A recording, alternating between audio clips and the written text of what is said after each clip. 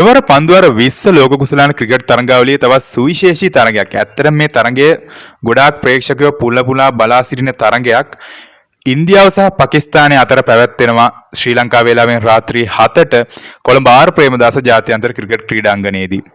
ඉතින් ඇත්තටම මේ තරඟයට බොහෝ දෙනා කියනවා වර්ෂාවෙන් බාධාවක් එල්ල වෙයි කියලා. ඇත්තට මෙහෙම වෙන්න පුළුවන් සම්භාවිතාවයකුත් තියෙනවා. මොකද මේ දවස්වල ශ්‍රී ලංකාවේ කාලගුණ තත්ත්වයක් එක්ක බලද්දී යම් අවස්ථාවල සුළු වැසි තත්ත්වයන් නැති වෙනවා.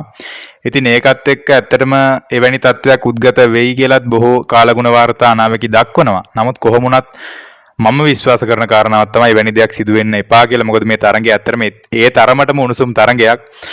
ඒ වගේම තමයි මාධ්‍ය වාර්තා පළවන ආකාරයට කොළඹ ආර් ප්‍රේමදාස ක්‍රීඩාංගණයේදී පැවැත්වෙන තරඟයකට සාමාන්‍යයෙන් උපරිම ප්‍රේක්ෂක ධාරිතාවය තියෙන්නේ 35000. ඉතින් මේ වෙද්දී මාර්ගගත ක්‍රමය, ඒ කියන්නේ ඔන්ලයින් ක්‍රමවේදය හරහා ප්‍රවේශපත්‍ර ඉල්ලීම් 88000කට වැඩි ප්‍රමාණයක් සිදු වෙලා තියෙනවා කියලා තමයි මාධ්‍ය වාර්තා වැඩිදුරටත් උපුටා දක්වමින් සඳහන් කරන්නේ.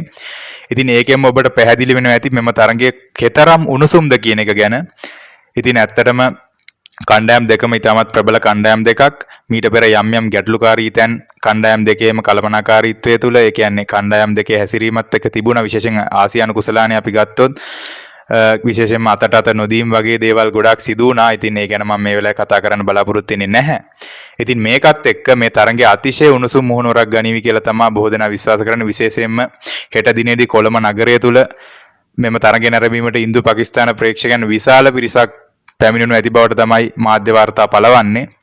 ඉතින් ඒකත් එක්ක මේ තරඟය අතිශය උණුසුම් තරඟයක් බවට පත් වෙන ඇති බවට නම් ඇත්තටම නොඅනුමානයෙන් මට පවසන්න පුළුවන්. ඉතින් අපි බලමු මෙම තරඟය කවුද ජයග්‍රහණය කරන්න කියලා. හෙට දිනේදී සියල්ලම තීරණය වෙයි.